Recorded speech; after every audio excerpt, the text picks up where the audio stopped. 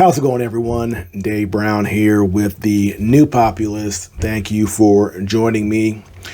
We have news that Turkey has approved Finland's bid for NATO membership, which of course is seen as a win for Western Europe and the United States and NATO generally, and a loss for poor little Vladimir Putin.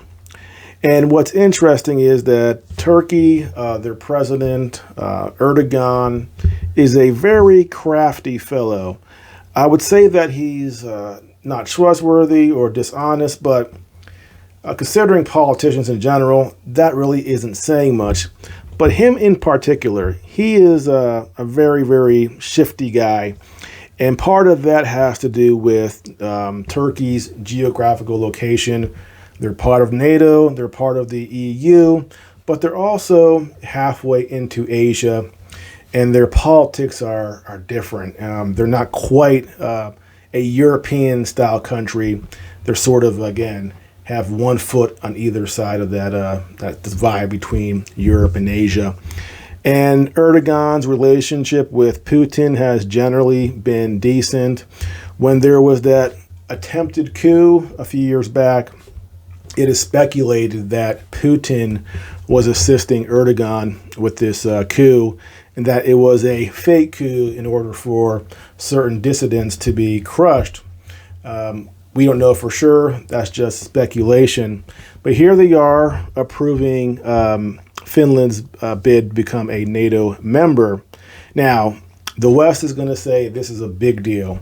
Putin did not want NATO on his border, and now he's going to have a NATO country that has a huge border with Russia. And they're saying that for Putin, again, this is a massive loss.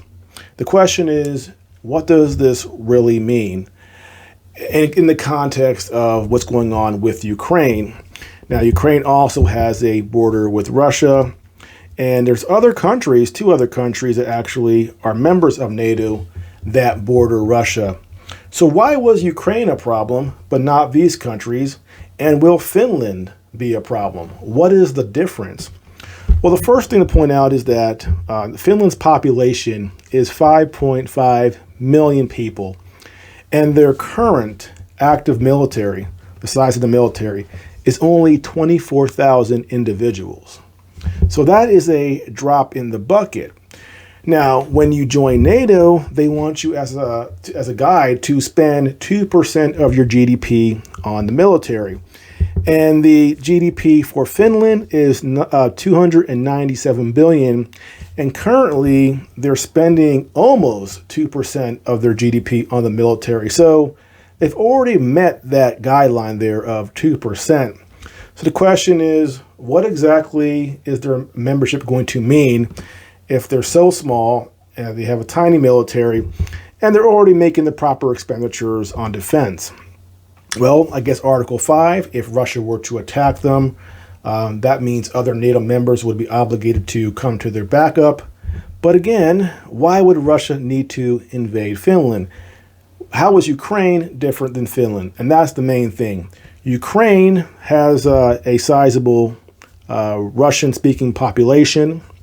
There were these Bandera militants that hate Russia. Ukraine was getting money and weapons from the United States. As the U.S. Senators Lindsey Graham and John McCain said in 2016, they were going to get these weapons to go on the offensive against Russia.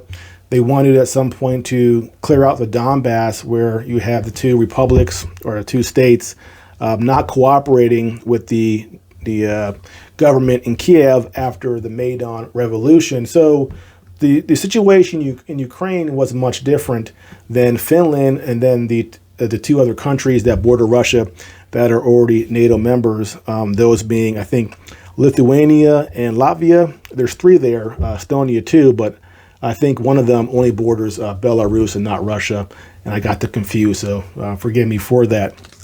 But as far as Ukraine, to talk about NATO membership there, I think, again, the issue wasn't really all about NATO. It's about offensive capabilities. And Ukraine has that in spades in comparison to these other countries. And add into the fact that Russia's only warm water naval base was Sevastopol in Crimea, which was part of Ukraine after the Soviet Union fell apart. And when this government in 2014 was overthrown, that's when Russia went into Crimea and took it over. So there was other elements besides NATO that made Russia want to clear out Ukraine for defense reasons. Now, the other issue here is one of nuclear weapons. Russia does not want nuclear weapons right on the Russian border. And right now, there are only nuclear weapons in Turkey, in Germany, in Italy, Netherlands, where else? And also in Belgium. So they're not on the Russian border. And if nuclear weapons were ever moved to the Russian border, that would cause another Cuban Missile Crisis-like event. And the United States and NATO have not moved weapons to the Russian border. Poland does not have nuclear weapons given to them by the United States, or as we call, hosting U.S. nuclear weapons. So they're further back, not on the border. So if Finland and Sweden join NATO, this really doesn't change anything other than from an optics point of view, it makes NATO look stronger. It makes Western Europe seem more united. But from a military aspect, it's not really a threat to Russia.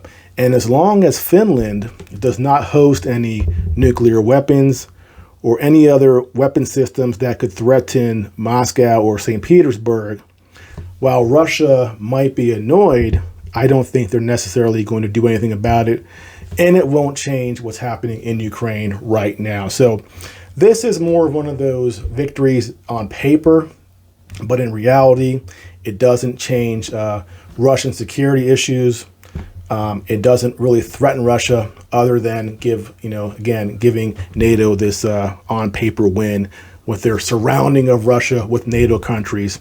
But that's just my assessment. We'll see what actually happens when Finland joins, because there are those crazy people in Washington, D.C. looking to antagonize Russia more and more. And depending on how this Ukraine-Russia war goes, we might see an escalation with these other countries as far as offensive weapon systems being put there specifically to unnerve Putin, to unnerve Moscow, due to their closeness and their proximity to those major Russian cities. So we'll have to see. Well, that's it for now. Again, if you are new to my channel, please like and subscribe, and I'll see you next time.